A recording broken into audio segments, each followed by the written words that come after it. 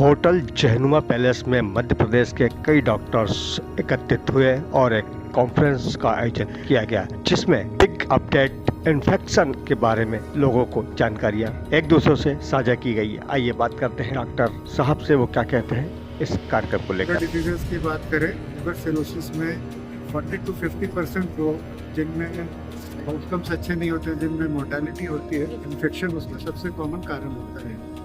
पर इसके अलावा काफ़ी सारे दूसरी बीमारियों में जैसे पैंक्रेटाइटिस है, कोलेंजाइटिस है, और ये तो बहुत सीवियर इन्फेक्शंस है, कॉमन इन्फेक्शंस जैसे डायरिया है, इन सब में बैक्टीरियल इन्फेक्शंस, वायरल इन्फेक्शंस ये बहुत ही प्रेवलेंट और कॉमन है। और जो दूसरा बहुत इम्पोर्टेंट इशू है कि एंटीबायोटिक्स के इनडिस्क्रिमिनेट यूज से ड्रग रेजिस्टेंट बैक्टीरिया भी काफ़ी आ चुके हैं। तो ये बड़ा इम्पोर्टेंट है समझना कि कब इन्फेक्शन है, कब हमें बैक्टीरियल इन्फेक्शन है, एंटीबायोटिक यूज करना है, नहीं करना है, कैसे अर्ली आइडेंटिफाई करें और उसको ट्रीट करें ताकि पेशेंट्स का आउटकम बेटर हो। तो ये पूरा का पूरा जो कॉन्फ्रेंस है एक सिंगल थीम के ऊपर बेस्ड है, जिसमें इन्फेक्शंस का role, infections, gastrointestinal diseases, liver diseases में इन्फेक्शन किन कारणों से होता है और उनको किस तरह से बेटर मैनेज किया है।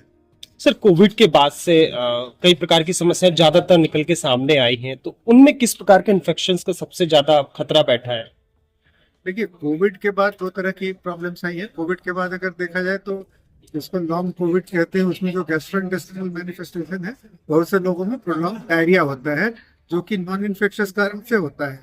इसके अलावा कोविड के कारण जो इम्यूनिटी वीक हुई, उसमें कई तरह के बैक्टीरियल इन्फेक्शंस का भी ये रोल है। बट अगर गैस्ट्रो पेट से संबंधित बीमारियों की बात करें तो सबसे कॉमन लॉन्ग कोविड में डायरिया एक कॉमन मैनिफेस्टेशन है लॉन्ग कोविड का। सर, आज इस कॉन्फ्रेंस में कहां से लोग आए हैं, डॉक्टर्स आए हैं और कौन कौन सहपाठी हैं? देखिए, इस कॉन्फ्रेंस में मध्य प्रदेश के अन्य जगहों से जैसे इंदौर से, रायपुर से, बिलासपुर से और जबलपुर से काफ़ी सारे डॉक्टर्स हैं, और उसके अलावा कई बार देश के अन्य हिस्सों से जैसे दिल्ली से है काफ़ी सारे लोग हैं, बॉम्बे से हैं, अहमदाबाद से हैं, हैदराबाद से हैं, बेंगलोर से हैं, विशाखापट्टनम से हैं। परिचय सर आप? मैं doctor Piyush, sir Gangaram hospital नई दिल्ली में गैस्ट्रोएंटरोलॉजिस्ट हूँ। कॉन्फ्रेंस का आयोजन किया गया है, क्या प्रमुख उद्देश्य है इस कॉन्फ्रेंस का? जो ये बिग अपडेट इन्फिकॉन 25 और 26 अप्रैल को भोपाल इंस्टीट्यूट ऑफ गैस्ट्रोएंटरोलॉजी और गैस्ट्रो केयर अस्पताल द्वारा ऑर्गेनाइज की गई है, इसका मुख्य उद्देश्य ये है कि जो इन्फेक्शंस हैं हमारे देश में, अगर हम देखें तो पिछले 50-60 सालों में इन्फेक्शंस में कमी आई है। पहले हम ये मानते थे कि ज़्यादातर लोग हिंदुस्तान में 90% लोगों की डेथ इन्फेक्शन से होती थी। अब ये फिगर घट के 40-50% पे आ गया है, क्योंकि हार्ट डिजीज़ ज़्यादा होने लगी हैं, डायबिटीज़ होने लगी है, कैंसर होने लगे हैं। पर मसला ये है कि जो इन्फेक्शंस हैं उनको कंट्रोल करना पहले से ज़्यादा डिफ़िकल्ट हुआ है। ये इन्फेक्शंस बहुत से रेजिस्टेंट हो गए हैं, इन्फेक्शंस ऐसे हो गए हैं जिनमें एंटीबायोटिक बहुत असर नहीं करती। आज जो पेशेंट हमारे पास आते हैं वो ज़्यादा सीरियस स्थिति में आते हैं, तो इन पे परिचर्चा रखी गई है, और ये फोकस मेनली लिवर और पेट के इन्फेक्शंस के ऊपर है, जिसमें इस बात पर परिचर्चा हुई कि कौन कौन से इन्फेक्शंस हैं जो लिवर को असर करते हैं। जैसे हेपेटाइटिस ए, बी हैं। हेपेटाइटिस ए दूषित जल से होता है, हेपेटाइटिस बी यौन संबंधों से या ब्लड प्रोडक्ट से होता है। लिवर में इन्फेक्शन से कैसे मवाद बन जाता है और उसको कैसे बेस्ट ट्रीटमेंट करना चाहिए।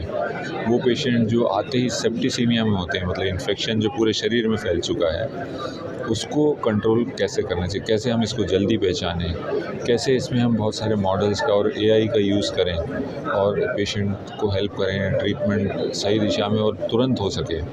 अब ये कहते हैं कि इन्फेक्शन के साथ, सेप्टिसीमिया के साथ अगर पेशेंट आया है तो पहले घंटे के अंदर उसको एंटीबायोटिक लगना है। अगर आप जितना लेट होते हैं उतना हर घंटे 8% पेशेंट की मॉर्टेलिटी बढ़ती है। तो आपका डिसीजन समय से होना है। इसमें आप अपने क्लिनिकल एग्जामिनेशन से तो मदद करते ही हैं पेशेंट की, पर बहुत सारे टूल्स आ गए हैं, एआई आ गई जो आपको हेल्प करेगी।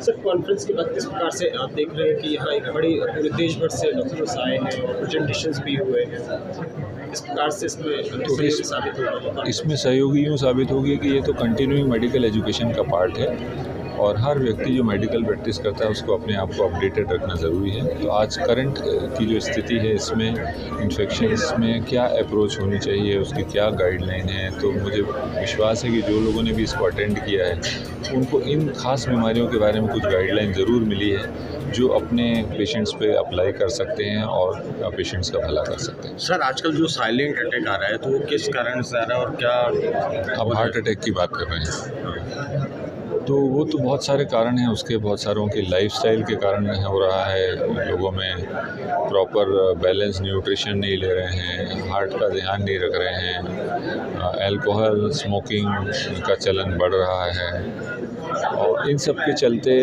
हार्ट की बीमारियां ज़्यादा दिखाई दे रही हैं लगता है। परिचय सर आपका? मैं doctor Sanjay Kumar, gastro care hospital. मैं फार्मा इंडस्ट्री हूँ, मेरा नाम जतिन है। आज मैं कॉन्फ्रेंस में आया था डॉक्टर संजय कुमार जी के यहाँ। बहुत ही अच्छी कॉन्फ्रेंस रही गैस्ट्रो की, लगभग पूरे इंडिया से सभी डॉक्टर आए और कॉन्फ्रेंस को सफल बनाया है, उसके लिए धन्यवाद। Thank you. फार्मा इंडस्ट्री से है तो किस प्रकार से देखते हैं इस कॉन्फ्रेंस को? इस प्रकार में कि फार्मा इंडस्ट्री में ये है कि डॉक्टरों को जो लेटेस्ट अपडेट आ रहा है फार्मा के, जो नए मेडिसिन आ रहा है, तो उसके हिसाब से सब अपडेट्स मिल रहा है और डॉक्टरों को सब चीज़ें बताया जा रहा है कि ये मॉलिक्यूल है, ये ड्रग है। तो उसके अपडेट के लिए बहुत अच्छे साइंटिफिक सेशन भी रहे, तो बहुत ही अच्छा रहा है। फार्मा इंडस्ट्री का किस प्रकार से इसमें सहयोग रहा और क्या कोई ऐसा जो सेशन रहा उसमें उनका भी कोई प्रोजेक्ट? इसमें एंटीबायोटिक, रोल ऑफ एंटीबायोटिक के रिगार्डिंग उसमें बताया गया कि ये ड्रग का रोल क्या है, टाइमिंग क्या रहेगी, तो वो सेशन डॉक्टर लोगों ने लिया है। Thank you.